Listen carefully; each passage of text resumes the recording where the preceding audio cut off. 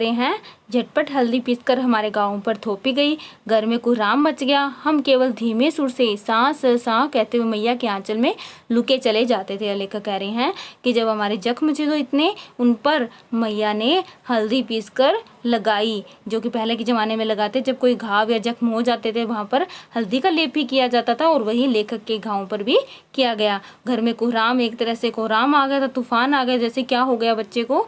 हम केवल बोलना चाहते थे कि सांप देखा, लेकिन मुंह से नहीं निकल रहा था, और सा कहते हुए हम मैया के आंचल में छुप रहे थे, और हमसे बोला भी नहीं जा रहा था। सारा शरीर थर थर कांप रहा था, रोंगटे खड़े हो गए थे। हम आंखें खोलना चाहते थे पर वे खुलती नहीं थी। हमारे कांपते हुए ओंठों को मैया बार बार निहार कर रोती और बड़े लाड से हमें गले लगा लेती थी।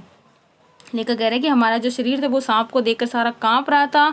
हमारे रोंगटे, जब हम डर जाते हैं किसी चीज़ को देखकर तो हमारे रोंगटे खड़े हो जाते हैं, वैसे ही हमारा हाल हो रहा था। हम आंखें तो खोलना चाहते थे लेकिन वो खुल नहीं रही थी, कि हम जैसे जागना चाहते थे, हम बताना चाहते, लेकिन वो अपने आप बंद हुई जा रही थी। हम इतना डर गए थे, हमारे होंठ कांप रहे थे, और जब हमारे होंठ कांप रहे थे उनको मैया बार बार देखकर रो रही थी। उनकी हमारी ऐसी हालत देखकर रो रही थी, उन्हें रोना आ रहा था। वो बड़ा लाड भी कर रही थी ताकि मैं चुप हो जाऊं, और वो बार बार हमें गले लगा रही थी ताकि मेरा डर खत्म हो जाए और मैं सुकून से बैठ सकूं या सुकून से चुप हो जाऊं।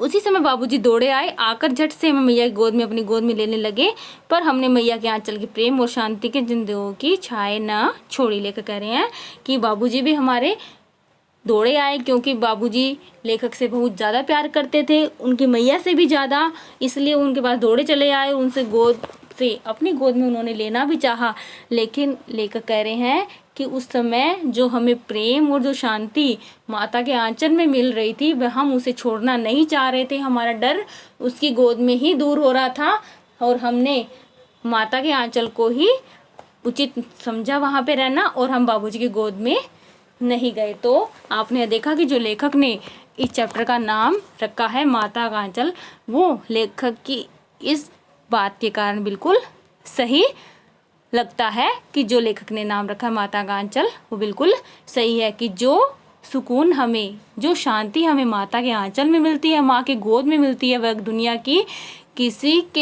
में किसी के पास नहीं मिलती, चाहे वह हमारे पिता ही क्यों ना हो। आज ही हमारा चैप्टर समाप्त हो गया है।